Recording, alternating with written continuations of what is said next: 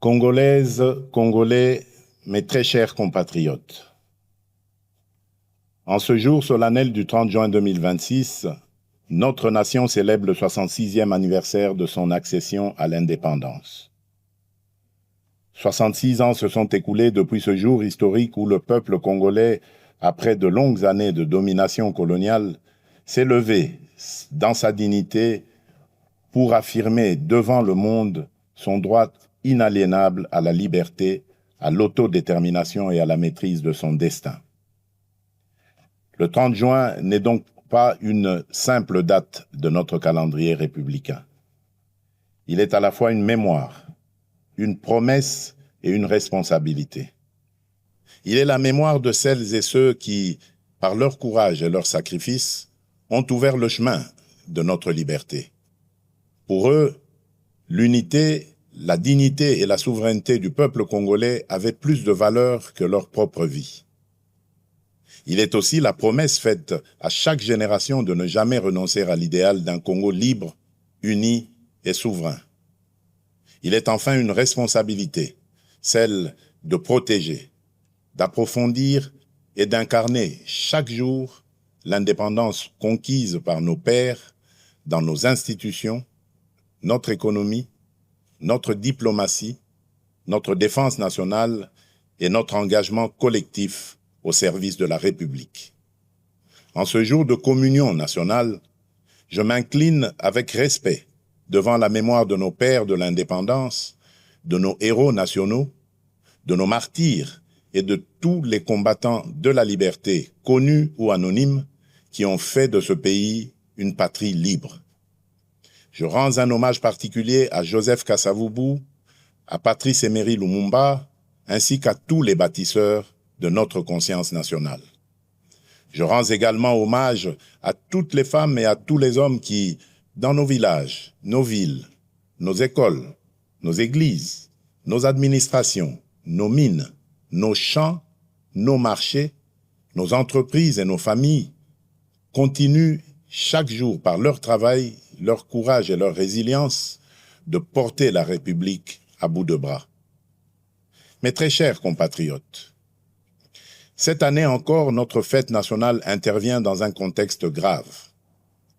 À l'est de notre pays, nos compatriotes continuent de subir les conséquences douloureuses de l'agression, de l'activisme des groupes armés, du terrorisme, des violences contre les civils, des déplacements forcés, des pillages, des prédations économiques et des violations répétées du droit international. Je pense en cet instant à nos frères et sœurs du Nord Kivu, du Sud Kivu, de l'Ituri, du Tanganyika, du Maniema et de toutes les zones meurtries par l'insécurité.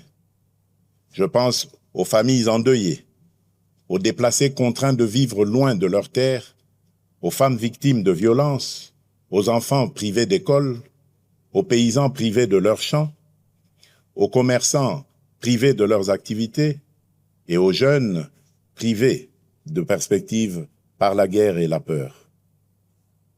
À chacun d'entre eux, je veux redire, au nom de la nation tout entière, vous n'êtes pas oubliés. Votre douleur est celle de toute la République et votre sécurité demeure une priorité absolue de mon action. Je rends un hommage solennel à nos forces armées, à notre police nationale, à nos services de sécurité ainsi qu'aux résistants patriotes Wazalendo engagés dans le cadre légal de la défense de la patrie. À vous qui tenez les lignes, qui défendez nos frontières et qui protégez nos populations, la nation reconnaissante vous dit merci. Votre courage est le rempart de notre souveraineté et votre engagement restera inscrit dans la mémoire de la République. Mes très chers compatriotes, l'année dernière, à la même période, je m'adressais à vous au lendemain d'avancées diplomatiques importantes, notamment dans le cadre de l'accord de Washington et des discussions de Doha. Ces démarches avaient ouvert une espérance et replacé la tragédie congolaise au cœur des agendas régionaux et internationaux. Elles ont surtout consacré une vérité essentielle: aucune paix durable dans la région des Grands Lacs ne peut se bâtir contre la souveraineté de la République démocratique du Congo, ni au détriment de la dignité de son peuple. Le choix de la diplomatie n'a jamais été un signe de faiblesse. Il fut le choix de la responsabilité, de la maîtrise et de la recherche, par tous les moyens légitimes, de la fin des souffrances imposées à nos populations. Les accords de Washington, les discussions de Doha et les engagements de Montreux n'ont de sens que s'ils produisent des résultats concrets, vérifiables et irréversibles, le silence des armes, la fin de tout soutien aux groupes armés, le retrait effectif des forces étrangères non invitées, le désarmement des combattants, le retour digne et sécurisé des déplacés et des réfugiés, la protection des civils, la restauration de l'autorité de l'État, la justice pour les victimes et des garanties crédibles de non-répétition. La République démocratique du Congo reste engagée en faveur de la paix. Elle respecte sa parole, honore ses engagements et demeure ouverte au dialogue lorsqu'il est sincère, équilibré et conforme aux intérêts fondamentaux de la nation. Mais la paix ne peut être ni une mise entre parenthèses de la vérité, ni une récompense accordée à ceux qui prennent les armes contre la République, encore moins un compromis sur notre souveraineté, notre justice ou notre intégrité territoriale. La paix que nous recherchons est une paix juste, une paix qui respecte les frontières, restaure l'autorité de l'État, sanctionne les crimes et transforme nos ressources naturelles en instruments de développement et non en carburant de guerre. C'est cette paix-là que nous voulons, cette paix-là que nous défendrons. Je remercie nos partenaires qui accompagnent ces efforts, notamment les États-Unis d'Amérique, l'État du Qatar, l'Union africaine, l'Union européenne, les Nations unies, la SADC, l'EAC, la CIRGL, ainsi que tous les pays amis engagés en faveur de la paix dans notre région. La République démocratique du Congo ne sera plus réduite à l'image d'un pays que l'on convoite, que l'on pille ou que l'on déstabilise. J'en ai fait le serment devant la nation. Et depuis mon accession à la magistrature suprême, je travaille à faire reconnaître notre pays pour ce qu'il est véritablement appelé à devenir, c'est-à-dire un pilier de paix, de croissance, de transition énergétique, de stabilité régionale et de prospérité partagée en Afrique et dans le monde. Le regard porté sur notre pays est d'ailleurs en train de changer. La République démocratique du Congo n'est plus seulement perçue comme un territoire de crise, elle est désormais identifiée comme un pays solution, grâce notamment à nos minerais critiques, le cobalt, le cuivre, le coltan, le lithium, qui participent déjà à façonner l'avenir du monde et confèrent à notre pays un levier historique de repositionnement et de transformation. C'est dans cette perspective que s'inscrit le partenariat stratégique que nous construisons avec les États-Unis d'Amérique, ainsi que ceux que nous entendons nouer avec nos autres partenaires. Tous doivent répondre à une exigence claire: servir les intérêts fondamentaux du peuple congolais, renforcer notre souveraineté, soutenir la paix, favoriser la transformation locale, sécuriser les chaînes de valeur et créer des emplois durables pour notre jeunesse. Le temps où nos minerais étaient extraits chez nous, exportés à l'état brut, valorisés ailleurs, puis revendus au monde pendant que nos populations demeuraient dans la pauvreté, appartient désormais au passé. C'est dans cette même perspective que la République démocratique du Congo assume la présidence de la Conférence internationale sur la région des Grands Lacs, la CIRGL, avec l'ambition d'en faire un cadre plus utile, plus responsable et plus efficace au service de la paix, de la sécurité, de la stabilité et du développement partagé. Nous y défendons des principes clairs de respect de l'intégrité territoriale des États, de non-ingérence, de lutte contre l'exploitation illégale des ressources naturelles, d'intégration économique, de sécurité collective et de responsabilité face aux engagements pris. C'est également cette voix que notre pays portera au Conseil de sécurité des Nations Unies, notamment lors de la réunion de haut niveau que j'aurai l'honneur de présider le mois prochain sur les liens entre ressources naturelles, paix, sécurité et développement durable. Notre message sera clair. Les ressources naturelles de la République démocratique du Congo ne doivent plus être regardées comme une malédiction. Elles doivent devenir un levier de paix, de prospérité, de souveraineté, de justice et de transformation pour le peuple congolais. Mes très chers compatriotes, la santé de nos populations demeure une priorité essentielle de notre action publique. Aucune nation ne peut prétendre à une prospérité durable sans un système de santé solide, accessible et résilient. C'est dans cet esprit que nous avons poursuivi ces dernières années le renforcement de nos infrastructures sanitaires, des capacités de nos personnels de santé, de la surveillance épidémiologique et de la recherche médicale, notamment à travers l'expertise reconnue à l'Institut national de recherche biomédicale, l'INRB en sigle. Alors que ces efforts se poursuivent, notre pays fait face à une nouvelle épreuve sanitaire, la résurgence de l'épidémie de maladie à virus Ebola causée par la souche Bundibugyo. Cette nouvelle flambée épidémique touche principalement les zones de santé de Rwampara, Mongwalu et Bunia dans la province de l'Ituri. En ces circonstances douloureuses, j'adresse d'abord la compassion de la nation aux familles qui ont perdu un être cher, ainsi qu'à toutes les personnes touchées par cette épreuve. Face à cette menace, les mécanismes de riposte ont été rapidement activés. Fort de l'expérience acquise lors des précédentes flambées d'Ebola, notre pays dispose aujourd'hui de capacités renforcées pour prévenir, détecter, isoler, prendre en charge et protéger nos populations. Un plan global de riposte budgétisé à 319 millions de dollars américains a été élaboré. Les premiers moyens nécessaires ont été mobilisés en urgence par le gouvernement afin d'appuyer les opérations sur le terrain, limiter la propagation de la maladie et sauver le plus grand nombre de vies possible. Je veux ici saluer le courage et le professionnalisme de nos médecins, chercheurs, infirmiers, techniciens de laboratoire, agents de santé communautaires, équipes de surveillance, autorités provinciales, autorités coutumières, partenaires techniques et financiers, ainsi que des communautés locales engagées dans cette riposte.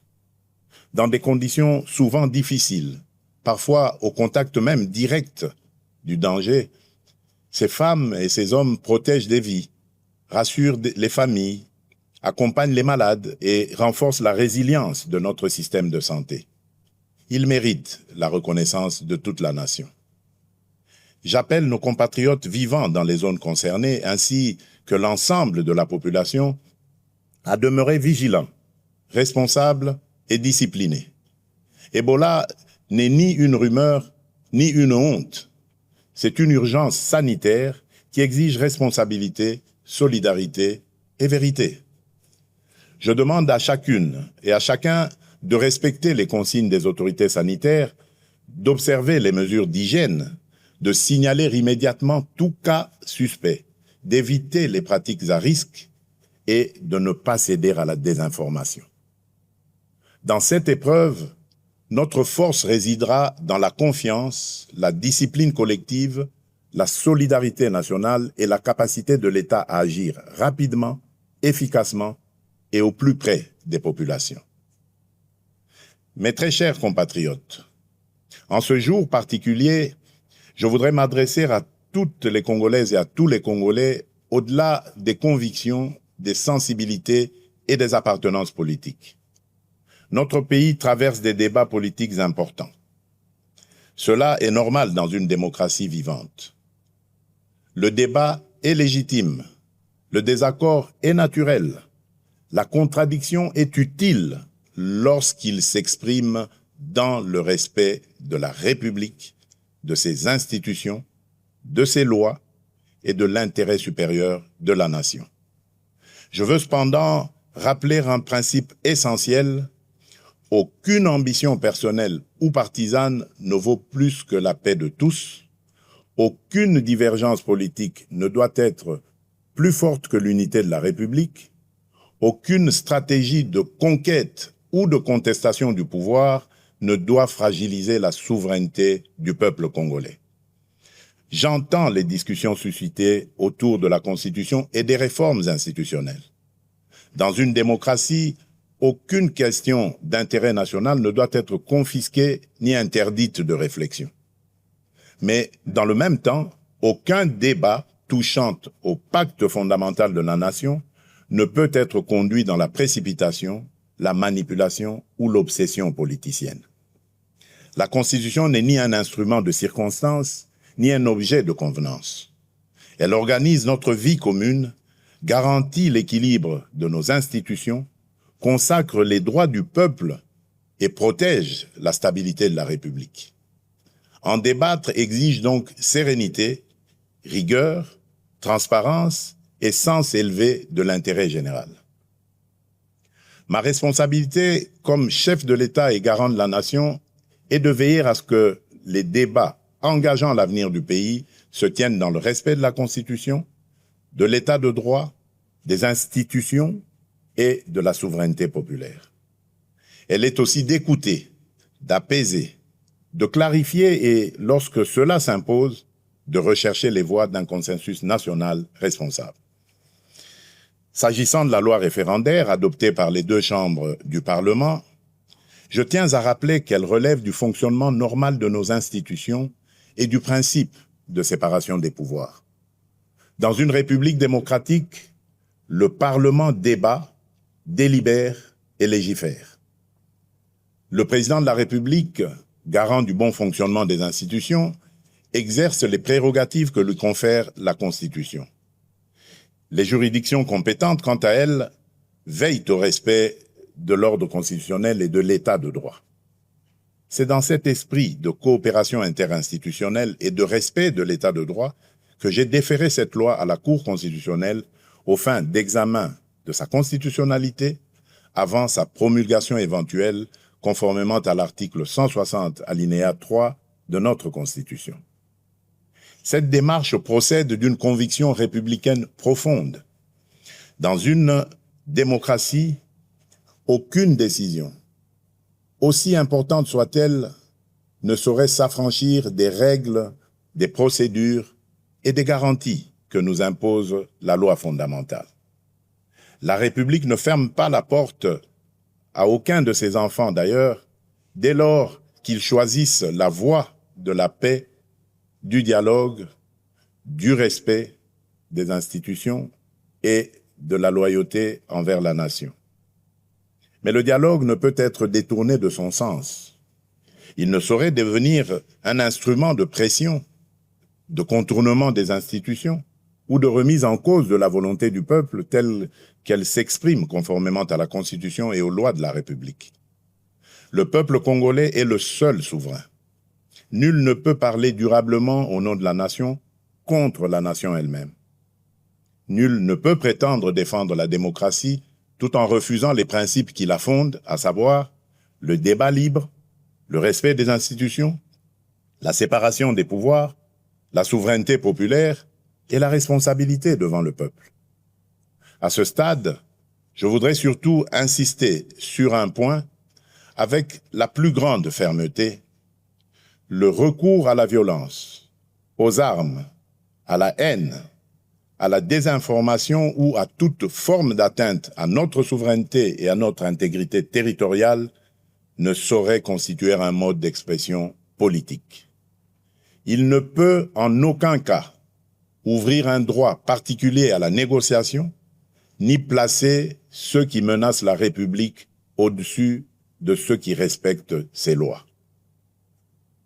Nous pouvons débattre, diverger et nous opposer dans le cadre républicain. Mais nous n'avons pas le droit d'affaiblir la nation au moment où elle fait face à des menaces existentielles.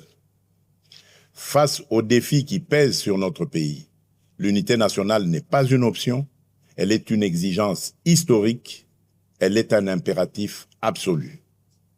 J'appelle donc les acteurs politiques, de la majorité comme de l'opposition, les responsables sociaux, religieux, économiques, médiatiques et associatifs, ainsi que l'ensemble de la société civile, à faire preuve de hauteur, de retenue et de responsabilité. Mes très chers compatriotes, au milieu des épreuves que traverse notre nation, cette année nous aura également offert un puissant motif de fierté collective. Nos léopards viennent d'écrire une page historique du football congolais. 52 ans après notre dernière participation à une Coupe du Monde, ils ont non seulement ramené la République démocratique du Congo sur la scène mondiale, mais ils viennent aussi de franchir, avec courage et panache, un cap inédit de notre histoire sportive. Par leur brillante victoire face à l'Ouzbékistan, sur le score de 3-1, nos léopards se sont qualifiés pour la phase à élimination directe, offrant à notre peuple une joie immense, une émotion rare et une fierté qui dépasse le seul cadre du sport. Au-delà du résultat, cette victoire porte une signification profonde. Elle nous rappelle qu'aucun objectif n'est hors de portée lorsque la discipline, le travail, la solidarité et la foi en nos propres forces se conjuguent. Pendant plusieurs semaines, nos différences se sont effacées derrière un même drapeau. Le Nord et le Sud, l'Est et l'Ouest, les Congolais de l'intérieur comme ceux de la diaspora ont vibré d'un même cœur, dans une même ferveur et avec une même fierté. Voilà l'image du Congo que nous devons préserver et faire grandir. Un Congo uni, ambitieux, résilient et déterminé à tenir son rang parmi les nations. Par leur courage, leur combativité et leur attachement au maillot national, nos léopards ont rappelé au monde que la République démocratique du Congo ne se résume pas à ses crises. Le Congo, c'est aussi le talent, l'audace, la discipline, la résilience et cette capacité de croire jusqu'au bout, même lorsque le chemin semble difficile. J'adresse, au nom de la nation, mes chaleureuses félicitations aux joueurs, au staff technique, aux dirigeants sportifs, à la fédération, aux supporters, ainsi qu'à toute la jeunesse congolaise qui s'est reconnue dans cette magnifique aventure. À nos léopards, qui s'apprêtent désormais à défier l'Angleterre en 16e de finale, je veux adresser un message simple. Entrez sur le terrain avec la sérénité de ceux qui ont déjà honoré la nation, mais aussi avec l'audace de ceux qui savent que l'histoire n'a pas encore livré son dernier mot. Jouez avec discipline, courage, intelligence et surtout sans regret. Vous avez déjà fait battre le cœur des Congolaises et des Congolais. Vous avez déjà rendu tout un peuple fier. Mais nous continuons à croire en vous et en votre capacité à aller plus loin, à surprendre encore, à faire reculer les limites du possible et à écrire, sous nos couleurs, une nouvelle page de notre grandeur nationale. Quelle que soit l'adversité, la République démocratique du Congo vous accompagnera de sa ferveur, de ses prières et de son soutien indéfectible. Entrez sur le terrain avec la force de tout un peuple uni derrière vous. Le sport est une école de discipline, de cohésion, d'effort et de patriotisme. L'esprit des léopards doit inspirer la nation entière. Rester unis, défendre nos couleurs, croire en nos forces et combattre chacun à sa place pour l'honneur et la grandeur de la République. Dans le même élan, je rends hommage à nos artistes, nos scientifiques, nos chercheurs, nos entrepreneurs, nos créateurs ainsi qu'à toutes les femmes et à tous les hommes qui, par leur talent, leur travail et leur excellence, contribuent au rayonnement de la République démocratique du Congo à travers le monde. Mes très chers compatriotes, 66 ans après l'indépendance, la République démocratique du Congo demeure debout. Debout malgré les guerres, les convoitises, les blessures de l'histoire et les épreuves traversées. Debout surtout parce que son peuple n'a jamais cessé de croire en lui-même, en sa dignité et en son destin. Cette force intérieure, cette capacité à résister et à se relever constitue l'une des plus grandes richesses de notre nation. Et aujourd'hui, plus que jamais, notre responsabilité est d'aller plus loin. L'indépendance politique fut une conquête historique. Notre devoir désormais est d'en faire une souveraineté pleinement vécue, concrète et irréversible. Une souveraineté sécuritaire, afin que plus aucun groupe armé, plus aucune force étrangère, plus aucun agenda extérieur ne puisse dicter sa loi sur une parcelle de notre territoire. Une souveraineté économique, afin que les ressources de notre sol et de notre sous-sol servent d'abord le développement de notre pays, la transformation de notre économie, la création de valeurs locales, l'émergence de champions nationaux et le bien-être de notre peuple. Une souveraineté numérique, afin que l'identité de nos citoyens, les données de notre pays et les services publics de notre État soient protégés, modernisés et mis au service des Congolaises et des Congolais. Une souveraineté diplomatique enfin, afin que la République démocratique du Congo parle au monde avec respect, clarté, dignité et fermeté. Voilà le sens profond que je donne à cette célébration, faire du 30 juin non seulement un moment de mémoire, mais aussi un appel au sursaut national. Notre République est une maison commune. Chacun y a des droits, des devoirs, une dignité à protéger et une responsabilité à assumer. C'est pourquoi nous devons regarder au-delà des urgences du moment et préparer avec méthode et détermination le Congo de 2030, de 2040 et de 2050. Le Congo que nous voulons léguer à nos enfants est un Congo en paix, moderne, prospère et respecté, un Congo où chaque enfant accède à une éducation de qualité, où chaque famille bénéficie de soins dignes, où chaque jeune peut trouver sa place, exercer son talent et réaliser ses ambitions, un Congo où les richesses nationales se transforment en emplois, en infrastructures, en services publics et en mieux-être pour le peuple. Ce Congo ne se construira ni par la résignation, ni par la division, ni par l'attente passive. Il se construira par le travail, la discipline, l'unité, la probité et le sursaut patriotique. Chaque Congolaise et chaque Congolais a une part à prendre dans cette œuvre nationale. L'enseignant qui forme avec conscience, le soldat qui protège avec honneur, le policier qui sécurise sans abuser, le médecin qui soigne avec dévouement, le fonctionnaire qui sert avec probité, le magistrat qui rend justice avec indépendance, l'entrepreneur qui crée des emplois, le jeune qui innove, les parents qui éduquent dans les valeurs, le citoyen qui respecte la loi et protège le bien public, la diaspora qui investit, transmet et valorise le pays. Comme le rappelait Nelson Mandela, avec la liberté viennent les responsabilités. Notre indépendance nous a donné une nation à aimer. Elle nous confie aussi une république à servir, à protéger et à élever. Car le patriotisme n'est pas seulement un sentiment. Il est une conduite, une discipline, une manière de servir, de protéger, de respecter et d'élever la nation. En ce 30 juin, levons-nous avec confiance, courage et amour pour la patrie.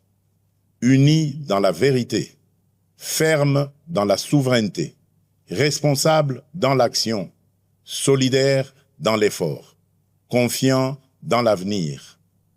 Bonne fête de l'indépendance à toutes et à tous. Que Dieu bénisse la République démocratique du Congo, son peuple et tous ceux qui l'ont choisi comme pays de résidence. Je vous remercie.